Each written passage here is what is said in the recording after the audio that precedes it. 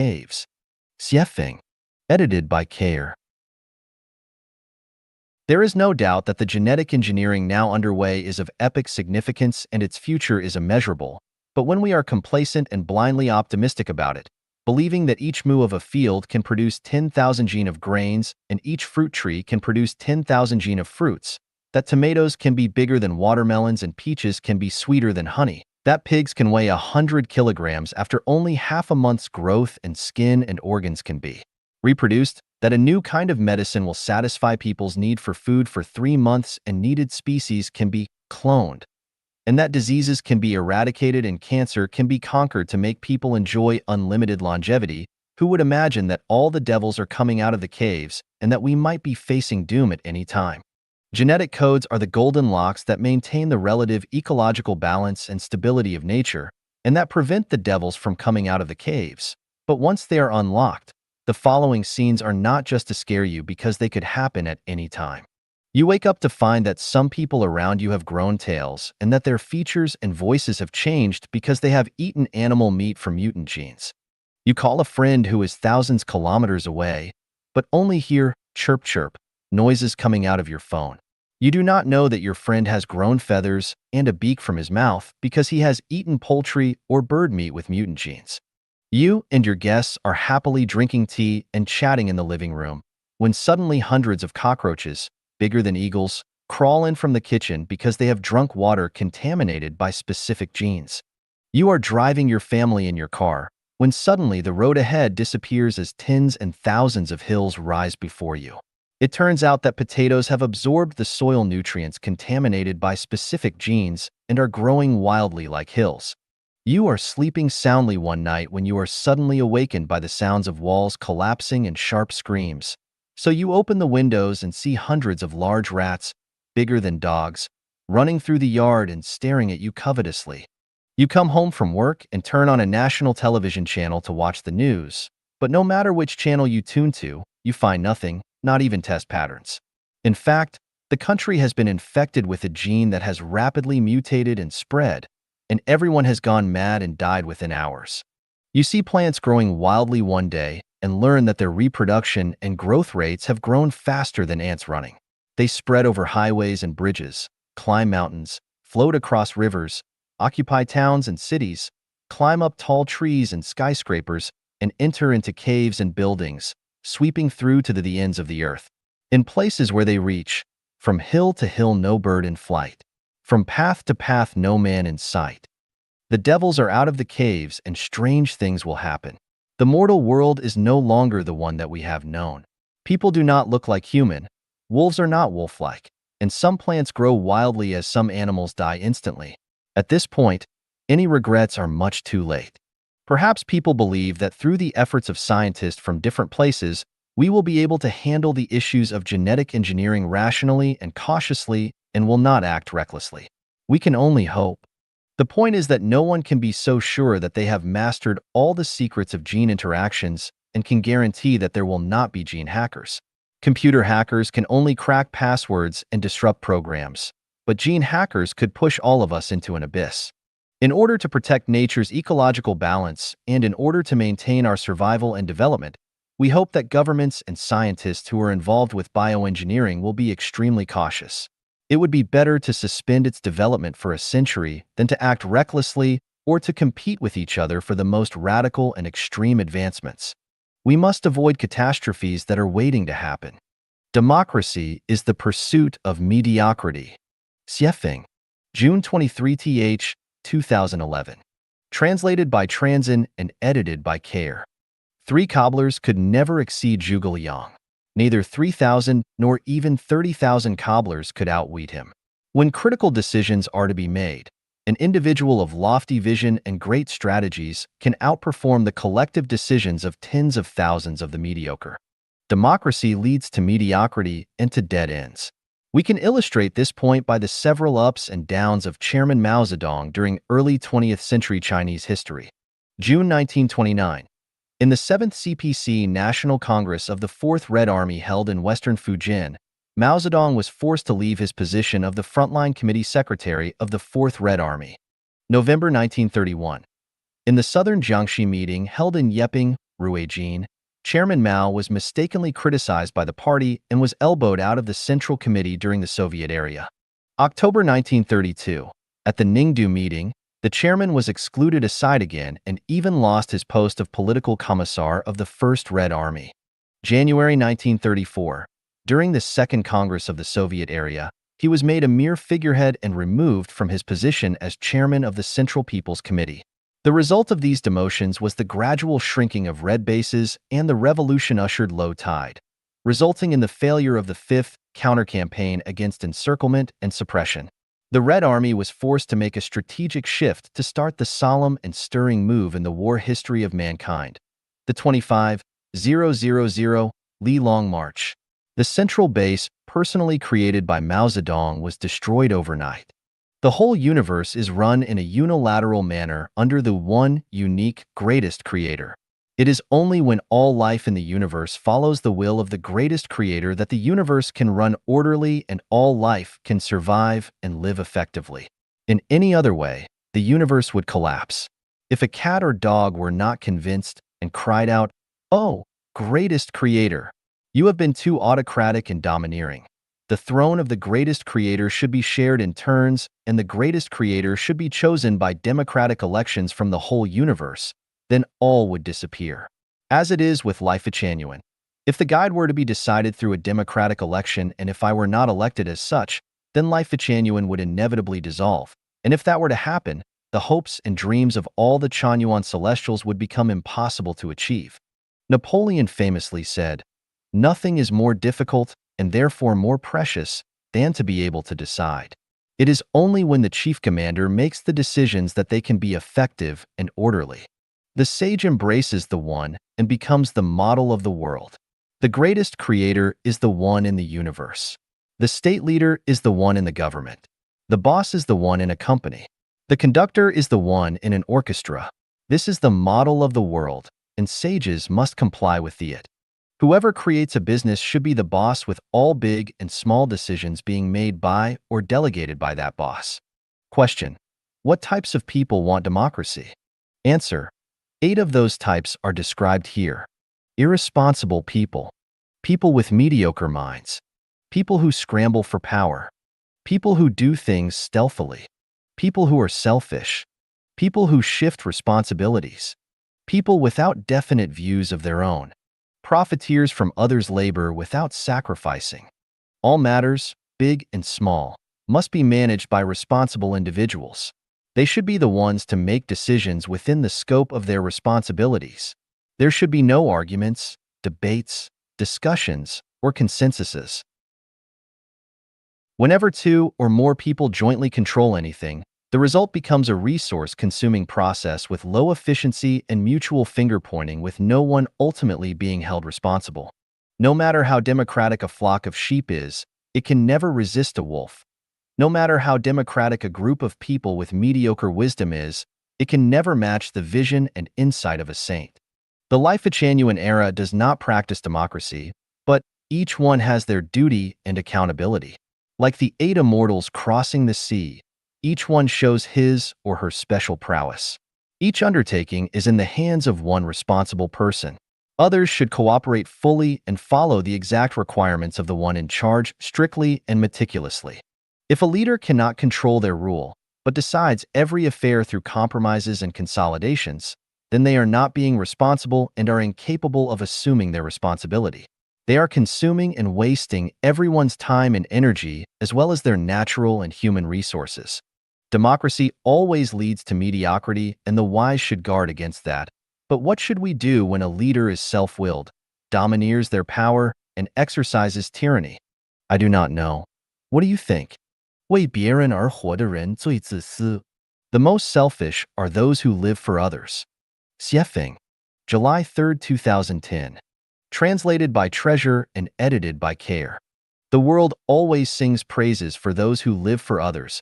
Therefore, the world is full of lies and deceit. Those who claim to live for others are selfish and hypocritical. They are criminals. Everything and every life must maintain its individual character. This was the intention of the greatest creator when all was created. It is wrong for the peach tree to live for the grapevine instead of producing peaches, as not only does it lose its value as a peach tree, but it also interferes rudely with the nature and freedom of the grapevine. To be a human, one should first cherish themselves and promote their own nature and personality. If not, they disobey the will of the greatest creator. Every molecule must maintain its structure. It must be selfish, or the universe will regress to its random state. Every life must struggle to maintain itself, or they would go extinct.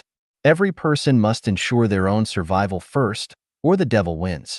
It is a fact that very few people live completely for others, but for themselves by nature. Anyone who claims to live for others is lying and is concealing their true, selfish nature. Is there an emperor who lives for the people within his jurisdiction? No, none.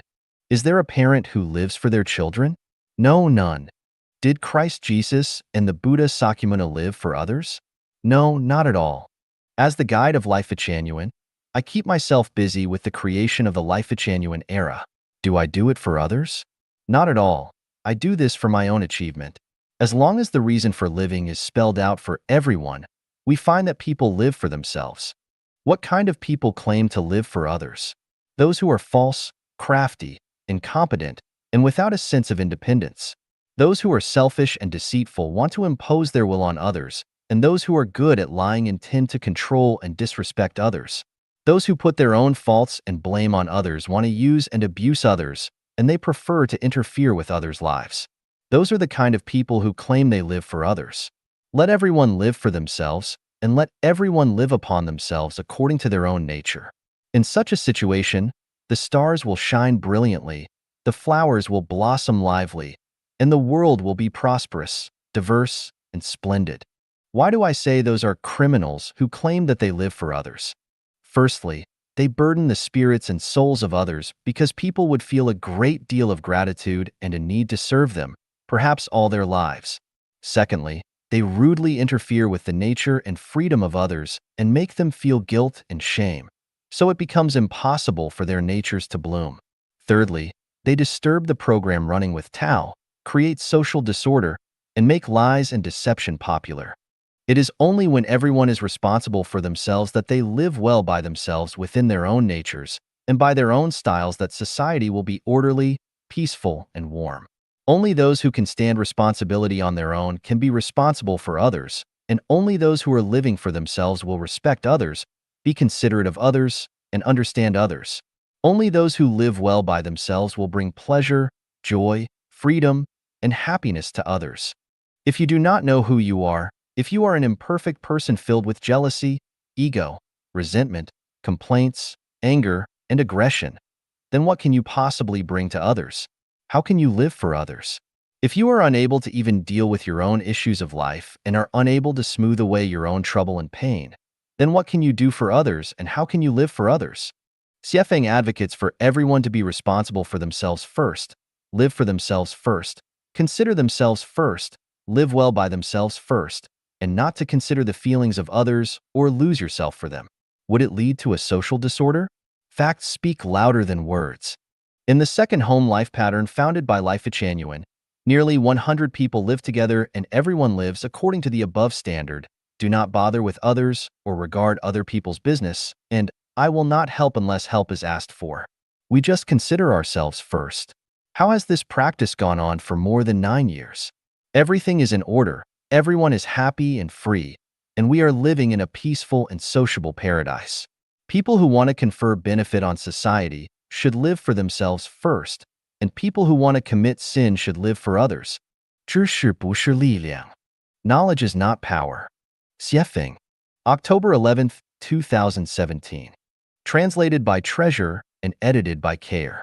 Knowledge is a combination of the experience and cognition accumulated by our social and productive practical activities. One can possess a wealth of knowledge, which means that they possess the foundation to gain power, but no matter how much knowledge they have, it does not mean that they will ever have power. It is like a library which has abundant knowledge but no power. From the point of storing knowledge, a person's brain is only like a library. Knowledge is power is from Meditation, written by the 17th century British philosopher Francis Bacon, which teachers delight in using to arouse students' learning interest at school. As a result, Students blindly believe that as long as they learn their lessons well, which are set by schools, and as long as they grasp that knowledge, they will have the power to achieve their own pursuits and ideals after they graduate. Knowledge comes mainly from our sense organs. However, in the view of the Greek philosopher Protagoras, human is the measure of everything. This was refuted by Francis Bacon, who wrote that it is a great mistake to conclude that our limited sense organs measure all things. In other words, it is wrong to judge and measure all things and all forms from the limited knowledge that our sense organs can provide. Consider a scenario in which a sexy young girl with a middle school diploma is standing next to a more mature, older lady with a doctorate degree, and both are in front of an interviewer. Which one is more likely to arouse the man's rich imagination, alter his mood, and motivate his intense vitality? If it is the young girl, that is because knowledge is not true power, since even beauty can have more power. It is reckless and dangerous to believe that knowledge is power.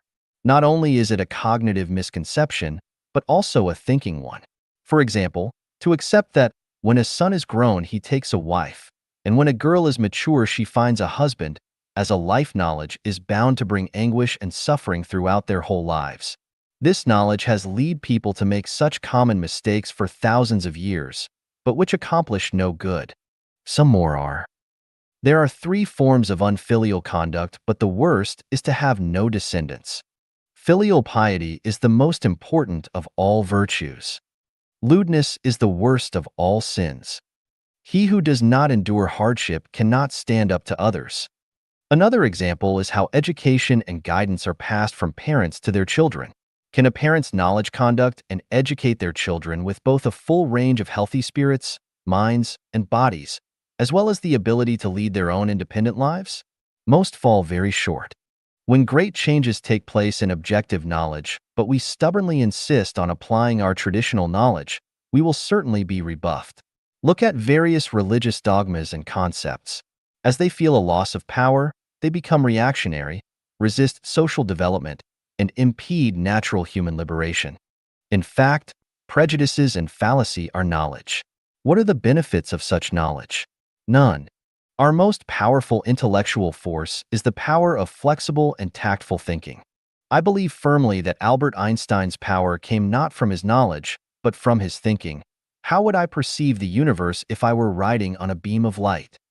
Those who read more and get more diplomas and more experience, but form rigid ways of thinking, have rarely been found to wield much power.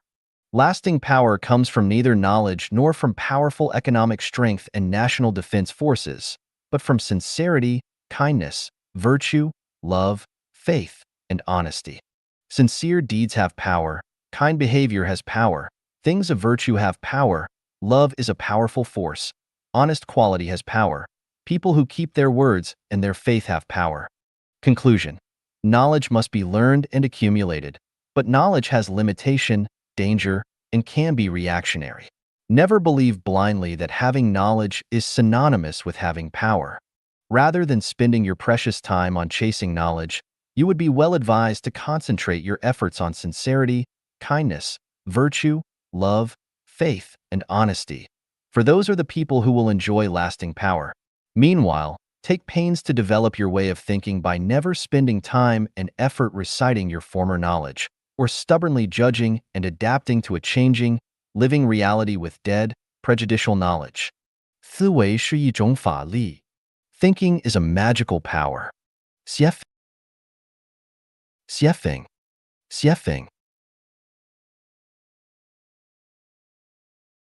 思维是一种法力. Thinking is a magical power. 写法. August 16, 2005. Translated by Treasure and edited by Care. Sun Wukong was pressed for more than 500 years at the foot of the five-element mountain, but after the Tang priest took the post away from the top of the mountain with Om Mani Padme Hum, he was able to break out. It seemed that the weight of the post was more than that of the five-element mountain. So what was the post and how did it have such great power? Some people cannot be crushed by great hardships or difficulties, but when their hopes are dashed, they will collapse easily. Some people who are unaware that they have a horrible disease can live happy lives every day, but once they find out the truth, they become paralyzed from the knowledge. There was a young boy in my village of about 11 or 12 years, and every time he crossed a bridge on his way home from school, he would scream with a pale face, even in the daytime. We eventually discovered that the reason for this behavior was that he had overheard some adults in the village talking about ghosts without heads residing under all small bridges. People's casual words controlled his thinking like a spell. The above are extreme examples. In fact, our thinking is more or less confined by some incantations. Consider the 8 kinds of suffering described in Buddhism: birth, aging, illness, death, encountering enmity and hatred, separation from a loved one, inability to attain what is pursued. The 5 aggregates. These all result from our conventional thinking, but none would exist if we would embrace unconventional thinking. All laws, regulations, concepts, ethics and behavioral rules, authoritative theories and sermons, religious regulations and rituals, scientific theories and methods, and exemplary models and habits are magical powers that constrain our thinking. These magical powers benefit the maintenance of social stability greatly, but they also bind our minds, and ordinary people can never be freed from them any more than fish can be freed from water. What are magical powers? They are informational waves that restrain people's thinking. When their energy is greater than the energy of our own conscious informational waves, then we are controlled by them. Thinking is a magical power. Thinkings of God, Buddha, great people, and great scientists are all magical powers which ordinary people can do nothing about unless their wisdom and thinking abilities exceed them.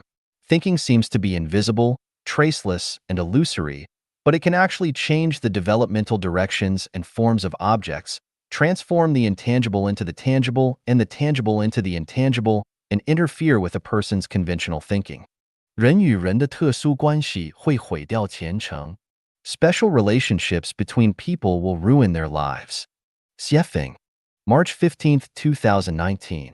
Translated by Qinyu and edited by Care. How many times have we watched quietly the sunrises and sunsets in our lives, and how many times have we listened to the sounds of wind and insects while standing in a courtyard on an evening with a full moon? How many times have we observed carefully the sprouting of grass and the blooming of willows?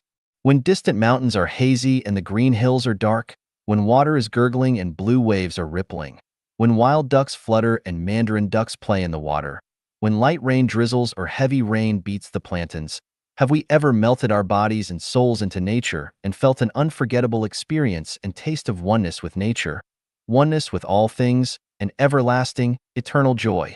Where has our time gone? What on earth are we doing in this world? Were it not for the deep experience of the meaning of life, then what are we hurrying for all our lives? When flowers fall and beauty becomes old, death separates them forever. The palaces of Qin and Han are now but grazing land for cattle and sheep. Who cares for the cold and lonely west wind? Yellow leaves rustle down by my closed windows facing the sunset. I am lost in memories. Do you not see the mirrors bright in chambers high, grieving over your snow-white hair that once was silk black? How much worry can you have? Just like a river of spring water flowing eastward. Why are we busy all day? Who are we busy for? Are we not colonizing a snail's horn, competing for a flash in time? Is it not that, down in the plain and up on the mountain, all of nature's boundless glory is their prey? But when they have sipped from 100 flowers and made honey, for whom is this toil? For whom is this nectar? Is it not that my clothes hang loosely on my emaciated body, but regrets I have none? It is because of her? Is it not that the young know nothing of woe? To write verse, they feign a throw? Broken walls where foxes sleep, deserted platforms where rabbits walk, all were places of singing and dancing in those days. Yellow flowers covered with cold dew, withering grasses looming in mist, all belong to the battlefields of the old times.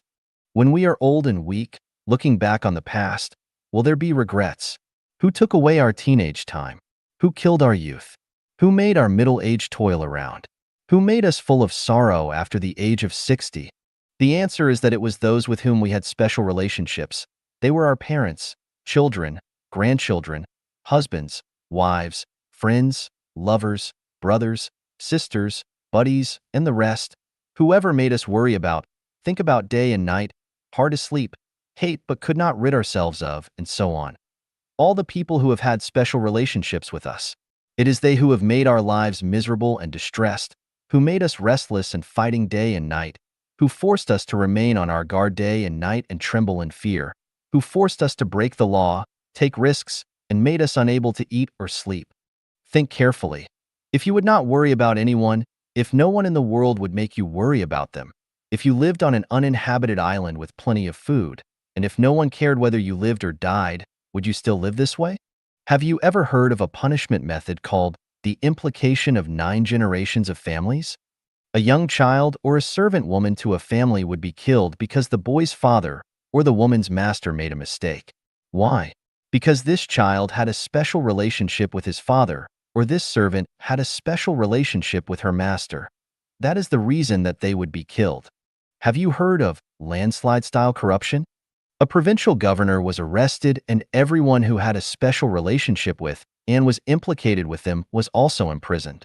Have you heard the story of the man who traveled all the way to Australia to kill a woman? Why did he do that? Because she and he had a special relationship. Once you have a special relationship with someone, their food, clothing, shelter, transportation, life, aging, illness, death, love and hate, frustration and adversity, violations of the law and nightmares, sighs and groans, and pains and itching will all be closely related to you and involve your mood and state of mind to affect your future. Why do people yearn for life in heaven? Because in heaven, there are no special relationships between people. People in the 1,000-year world never know who their fathers are, and after spending a few years with their mother, they never see them again. There are no relationships between brothers and sisters, no need to make friends, and no need or possibility to form relationships. People in the 10,000-year world have no biological parents. On the celestial islands continent, no special relationships exist between any two individuals. People are keen to build relationships, develop connections, forge friendships, bond with lovers, and form buddies, but in my opinion, they are looking for trouble, pain, anxiety, and sorrow. In a word, they are looking for death, the death of life in the kingdom of heaven. That is to say that once a person begins to form special relationships with others in their consciousnesses and actions, whether they are of emotions or interests, the person will gradually drift away from heaven. Then, is there any way or mechanism to make everyone live happily and beautifully without having special relationships? Yes. Were this not so, I would not dare to say this, but I am also afraid of being scolded by people. 促人奋进是魔鬼的伎俩. Pushing people to forge ahead is doing the devil's trick. Xiefeng, December 26, 2018. Translated by Chinyu and edited by Care. The kind of individual that each person is and how many blessings and sins they will enjoy throughout their lifetime is a definite number. What kind of achievements each person will rise to is a certainty, whom each person is destined to meet and fall in love with, and who they will encounter and torture are all part of their life's trajectory. Whether you want to be a singer, a politician, a scientist, an artist, a high-ranking official, have lots of wealth, a thief, a beggar, or whatever else has already been written into the script. You cannot just be whoever you want to be. Similarly, who can become a celestial being or Buddha, who can become a monster or demon, who will fly to heaven, and who will fall to hell have long been decided. When a person gets sick, what kind of diseases they will have when they will be born, and when and how they will die have all been determined in the process of life. What kind of life a person can live, and whether they are rich or poor have also been determined, and no one can escape the arrangement of the cosmic script. If you fertilize, water, and maintain a Chinese cabbage, it will grow very plump and fat, but in no case can it become lettuce. Feed a sheep more grass and grain, and it will grow fat, but it will never become a cow. Do not bother with a giraffe's neck, it will grow long naturally. Do not tell lions how to catch zebras, they will figure it out. Do not teach mice how to dig holes, they are born to dig them. Prompting people to forge ahead, encouraging them to achieve things, teaching them how to become successful, grooming them to become officials and make fortunes, instigating them to glorify and illuminate their ancestors, to be outstanding, and so forth are all like teaching hens how to crow or asking bulls to produce milk. Not only is it useless, but it is also the same as compelling a woman to engage in prostitution. Its profound meaning is, go to your death, work hard to die. Look, the grave is not far away, run to it quickly. So, promoting people to forge ahead is a devil's trick. According to Apple Daily, more than 260 officials and corporate executives over the last 5 years have taken their lives by shooting themselves, cutting their wrists, drowning themselves, hanging from beams, jumping off buildings, and lying on rails. All these people were successful and outstanding, but what were their results? Had they been allowed to choose their path again, would they still work so hard to become so successful? Can we see how their past hard work was actually leading them to their deaths?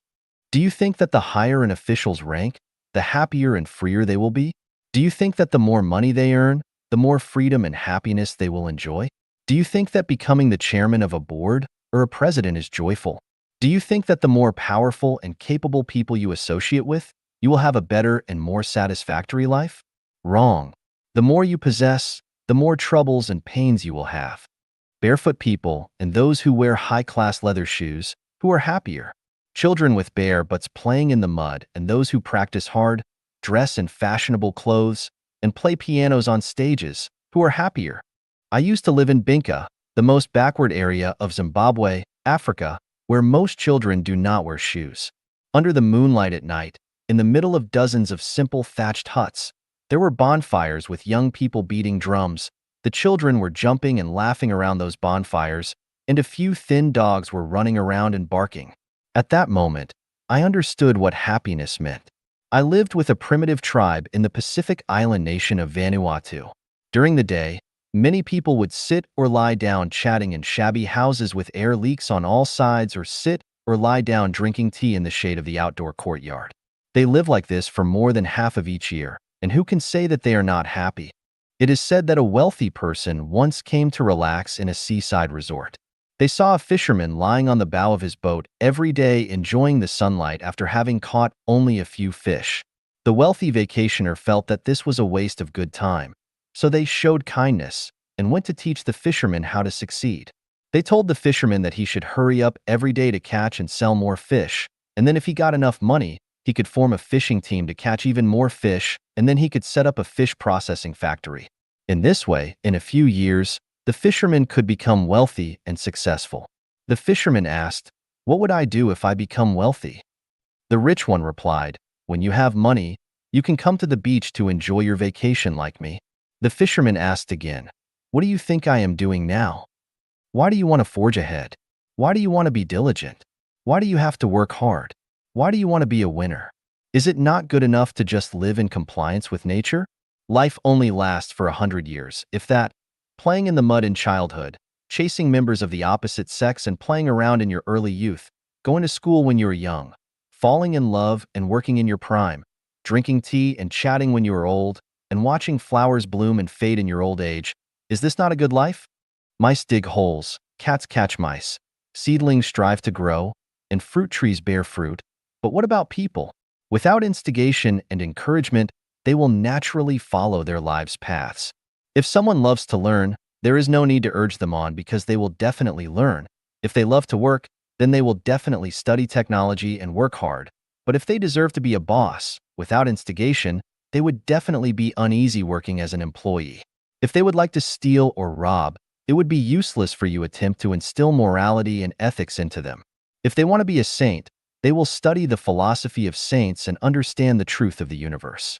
It is a waste of effort for you to attempt to bring a saint into the world. If they want to become a celestial being or Buddha, they will naturally look for the environment conducive to that end, and nothing can stop them. 20 years ago, I read Napoleon Hill's The Complete Book of Success. I became very ambitious and wanted to earn more money. As a result, I was deceived and defrauded out of more than 400,000 RMB yuan. From then on, I have hated success. For more than 20 years, I have been studying and finally found that promoting people to forge ahead is the devil's trick. Someone might ask, "You, Xiefeng, write articles day and night to create Life-Chanuan and Chanyuan homes. Are you not working hard?" My answer is that I love it. No one urges me to do it. I would like to be like this, but if someone urges me to work hard, I will tell them to go to hell, you a better. Can a hen lay eggs if she has none in her belly? If she has eggs in her belly, Can she not lay them? 花心之心最真心. An amorous heart is the truest heart. Xiefeng, March 11, 2019. Translated by Qinyu and edited by Care. People are amorous, so amorosity is the true color of the human heart. Forms give birth to souls and souls give birth to all phenomena. For either a beautiful woman facing 10,000 handsome men or a handsome man facing 10,000 beautiful women, 10,000 infatuations will blossom. The world praises the love of loyalty and concentration, but in fact, this is not in line with reality. It goes against people's hearts. The human world has created monogamy where one man and one woman are expected to love each other throughout their lifetimes. But this does not match the human heart. From the perspective of human nature, a man will never love only one woman throughout his life, and a woman will never want to eat from only one apple tree throughout her whole life. The reason why today's world is filled with worry, pain, anxiety, and sorrow is that people have not returned to their Tathagata nature. Amorosity is the Tathagata nature. The true color is the Tathagata nature. People hide behind masks, so how can they not worry and hurt each other? Not only do people wear their own masks, but they also maintain and praise them and threaten and induce others to wear them, kidnap the Tathagata nature with morals and ethics, and create religious doctrines to restrict people from showing their true colors. This is all really terrible. Where there are chronic sicknesses, there are no dutiful children at bedsides. This is reality, but why have people praised and maintained filial piety for thousands of years? Why have they not faced reality? Most children and grandchildren are unreliable. Very few are reliable. All men long for immortality, yet having sons will not achieve this. Although fond parents are legion, who ever saw a really filial son?